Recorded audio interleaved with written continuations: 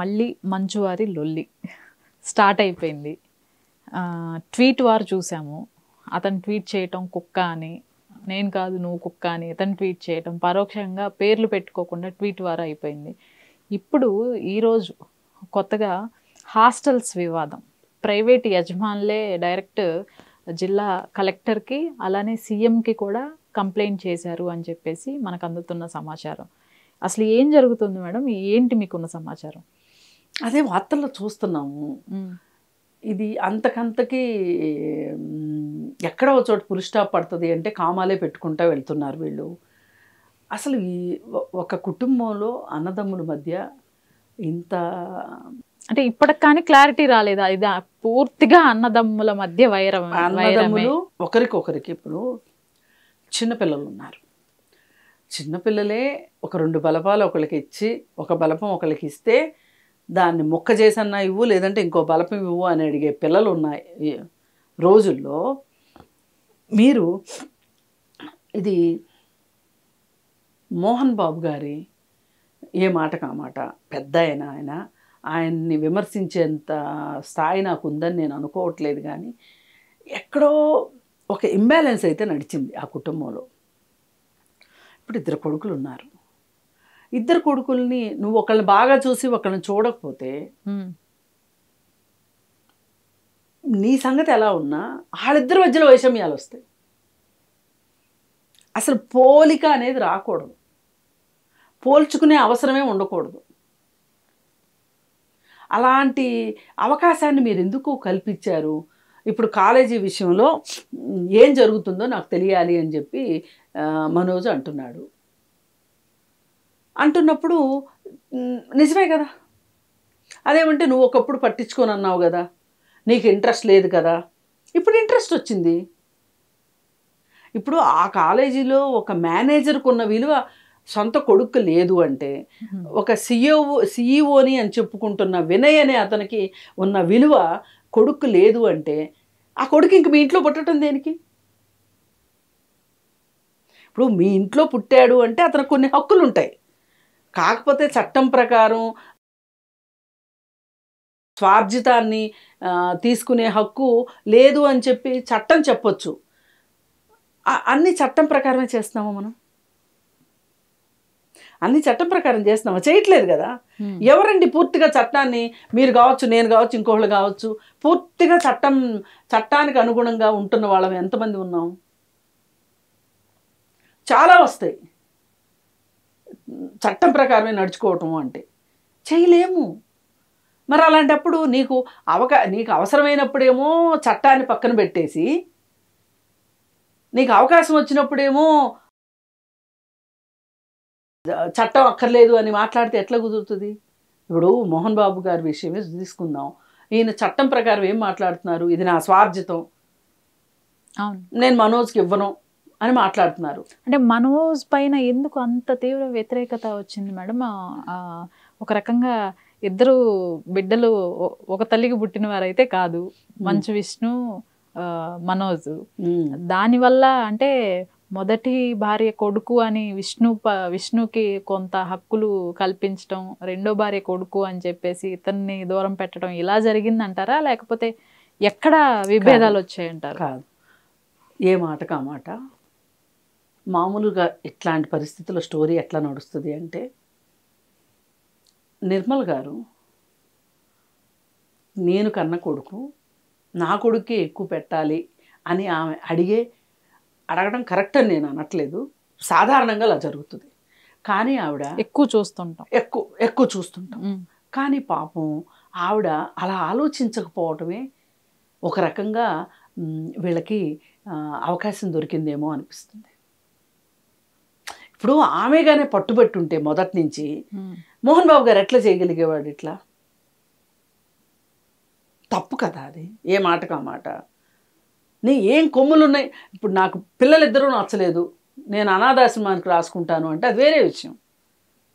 ఇప్పుడు ఒక కంట్లో కన్నీరు ఒక కంట్లో పన్నీరు ఎంతవరకు కరెక్టు?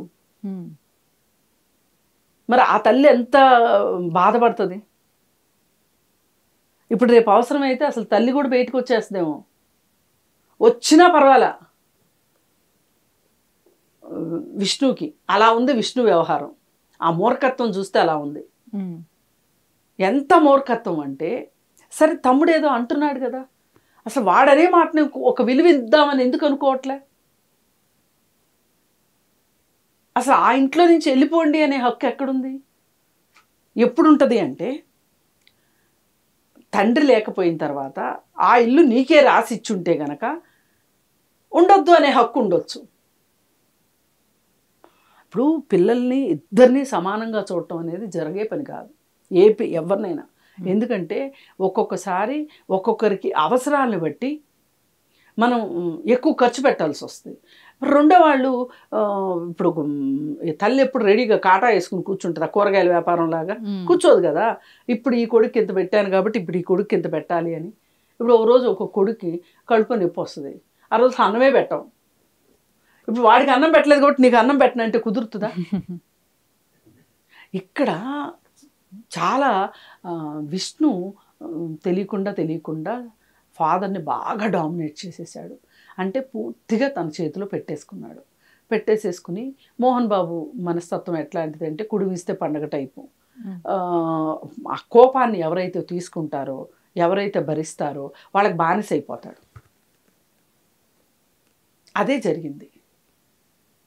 ఏది ఏమైనా పాపం వీళ్ళందరి మధ్యలో మనం మొదటి నుంచి అనుకుంటుంది ఆ తల్లే నలిగిపోతుంది.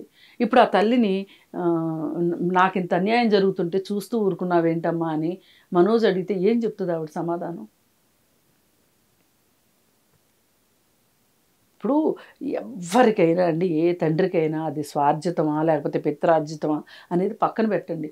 ఏ ఇద్దరు కొడుకులు ఒకలా ఉండరు. ఒకరు బాగా చదువుకుని కలెక్టర్ అయిపోయి కలెక్టర్ గారి నాన్న అనిపించవచ్చు. ఇంకొకడు అంత స్థాయికి వెళ్ళకపోవచ్చు. అయినంత మాత్రాన కొడుకు కాకుండా పోతాడా? పోడు కదా. అవును. ఇది ఈ వివేకము మోహన్ బాబు గారికి రావాలి. అది ఎందుకో ఎక్కడో లోపించింది. ఏది ఏమైనా ఇంత జరుగుతుంటే మటుకు మొదట్లో ఏదో మాట్లాడాలంటే మాట్లాడుకున్నాం, కానీ రోజు రోజు గడిచిన కొద్దీ ఇదే టాపిక్ అంటే అసలు ఏదో పాచిపోయిన లడ్డూలాగా ఉంది వ్యవహారం. మరి ఇప్పుడు కాలేజీ విషయంకి వచ్చేసరికి ఇప్పుడు మనం వింటున్న వార్తలను బట్టి చూస్తే కనుక ఇంతకుముందు కూడా ఒక న్యూస్ వచ్చింది, డే స్కాలర్స్ కూడా ఖచ్చితంగా అక్కడే భోజనం చేయాలి అని. అవును. ఇప్పుడు ఎక్కడి దాకా వెళ్ళింది అంటే, మీరు బయట హాస్టల్స్లో ఉండటానికి వీల్లేదు, కాలేజ్ లోపల హాస్టల్లోనే ఉండాలి అనే నిబంధన తీసుకురావడంతో, బెదిరించడంతో అక్కడ హాస్టల్స్ వాళ్ళందరూ గవర్నమెంట్కి కంప్లైంట్ చేయడం జరిగింది. ఇప్పుడు హైదరాబాద్లో కూడా మనం చాలా స్కూళ్ళని చూస్తున్నాం. ఫుడ్ ప్రొవైడ్ చేసే స్కూల్స్లో కూడా ఏమి ఇస్తారంటే ఆప్షన్, మీకు ఫుడ్ కావాలా వద్దా అని అడుగుతారు. కొంతమంది ఏంటి అంటే ఇంతమంది మీద చేసేటప్పుడు శుభ్రంగా ఉంటుందో ఉండదో ఎందుకు అని డబ్బులు కట్టేద్దామని కట్టేవాళ్ళు ఉంటారు. లేదు, కొంతమంది ఏం చేస్తారంటే వాళ్ళు శుభ్రంగా వండకపోని టైంకి వేడివేడిగా పెడతారు కదా అని చెప్పి డబ్బులు కట్టేసేస్తారు. ఇలా రెండు రకాలుగా. కానీ ఈ స్వేచ్ఛ ఎవరికి ఉండాలి? పేరెంట్స్కి ఉండాలి. ఇప్పుడు తల్లిదండ్రులు పిల్లలు ఏం మాట్లాడుకుంటారో అది వేరే విషయం. ఇప్పుడు పిల్లల మీద మీరు ఇంపోజ్ చేస్తే, ఇది వెళ్ళి ఇంట్లో వాళ్ళ మీద పడితే ఇంట్లో వాళ్ళకి వాళ్ళు ఇప్పుడు ఈ హాస్టల్ కట్టే డబ్బులతోటి ఫుడ్కి కట్టే డబ్బులతోటి వాళ్ళకి ఇంట్లో మొత్తం తింటారేమో. అందరికీ డబ్బులు ఉండాలని లేదు కదా. ఇప్పుడు 10,000 కట్టారనుకోండి ఫుడ్కి అనుకుందాం సపోజు, ఆ 10,000 తోటి వాళ్ళకి ఇంకొంచెం ఎక్కువ పదార్థాలు వస్తాయేమో. ఇలా ఆప్షన్ ఎప్పుడు కూడా పేరెంట్కి ఇవ్వాలి. అది లేకోకుండా మీరు ఈ విధంగా పెత్తనం చేయడం మటుకు కరెక్ట్ కాదు. ఇక్కడే మీ మూర్ఖత్వము, మీ పెత్తందారి స్వభావం కనిపిస్తుంది. ఇప్పుడు ఎన్నో సంవత్సరాల నుంచి అక్కడ హాస్టల్స్ పెట్టుకున్న వాళ్ళు ఉన్నారు.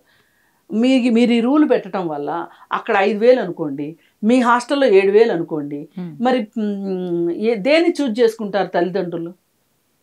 ఆబ్వియస్లీ తక్కువ ఉన్నదాన్నే వెళ్తారు. కొంతమంది ఏంటంటే ఇన్ హౌస్ లోపల ఉంటుంది, కాంపౌండ్ వాల్ లోపల ఉంటుంది కాబట్టి సెక్యూరిటీ ఉంటుంది అని పెట్టేవాళ్ళు ఉండొచ్చు.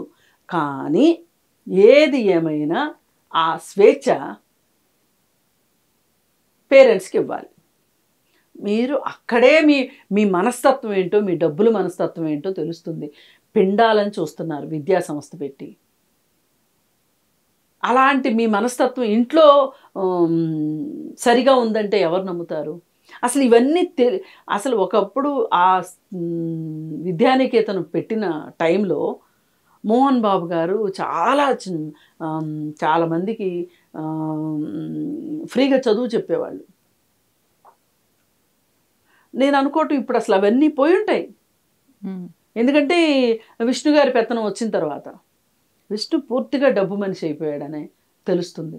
ఈ వినయ్ లాంటి రౌడీల్ని పెట్టి అక్కడ, పైగా బౌన్సర్లు పేరెంట్స్ మీద పోట్లాడుతున్నారని కంప్లైంట్, వాళ్ళపైన దాడి చేస్తున్నారని కంప్లైంట్. ఇవన్నీ చూసుకుంటే ఇవాళ ఇప్పటికైనా కళ్ళు తెరిచి మోహన్ బాబు గారు మొద్దు నిద్రలేసి అసలు కాలేజీలో ఏం జరుగుతుంది అనేది చూసుకోవాల్సిన అవసరం వచ్చింది. ఇది ఇంకా హై టైం అని అనిపిస్తుంది చూస్తుంటే. అలాగే ఏదైనా ఒక సమస్య పరిష్కారం కాదంటూ ఉండదు, కానీ ఎవరో ఒకళ్ళు తగ్గాలి ఇక్కడ. కొంచెం స్వార్థం తగ్గించుకోవాలి, కొంత పట్టుదల తగ్గించుకోవాలి, ఈగో తగ్గించుకోవాలి, డబ్బు పిచ్చి వ్యామోహం తగ్గించుకోవాలి. ఇప్పుడు ఇవన్నీ తగ్గించుకోవాల్సినవి ఇప్పుడు ఈ చెప్పిన లిస్ట్ అంతా విష్ణువునే తగ్గించుకోవాలి. ఎందుకంటే ఇప్పుడు దాకా అతనికి ఏమి డబ్బులు వెళ్ళలేదు కాబట్టి ఎవరికి, మనోజ్ అడుగుతున్నాడు 200 కోట్లు పెట్టి సినిమా తీశారు, ఈ 200 కోట్లు ఎక్కడేయో చెప్పండి అన్నాడు.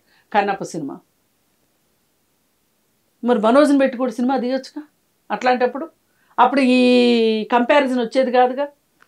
అందుకని ఒక కుటుంబాన్ని నడపటం అంత ఈజీ కాదు. 3 పిల్లలు ఉంటే 3 పిల్లల మనోభావాల్ని ముద్దు చేస్తూనో, లేకపోతే భరిస్తూనో, లేకపోతే వాళ్ళ మీద అవసరమైతే కొంచెం గట్టిగా చెప్పైనా పెంచడం అంత ఈజీ కాదు. వీళ్ళ 100 కోట్లు సంపాదించిన వాళ్ళు కూడా పిల్లల దగ్గర ఫెయిల్ అయిపోతుంటారు. ఎందుకంటే పిల్లల్ని పెంచడం అంత ఈజీ కాదు. మన పిల్లలు అనేసరికి కొంచెం ఒక రకమైన డెలికసీస్ కూడా వచ్చేస్తుంటాయి. ఇప్పుడు పక్క వాళ్ళకి మనం ఎన్ని సలహాలని చెప్తాం, మన పిల్లల దగ్గరికి వచ్చేసరికి మనం అంత కటువుగా ఉండలేము. మరి ఇలాంటి వాళ్ళ తాలూకు పెద్ద మనుషులు ఎవరో ఉంటారు, వాళ్ళకి కూడా మాట వినకపోవటం అనేది ఉండదు. అక్రాస్ ది టేబుల్ కూర్చొని వాళ్ళు డిస్కస్ చేసుకొని ఈ సమస్యను పరిష్కారం చేసుకుంటే మంచిది.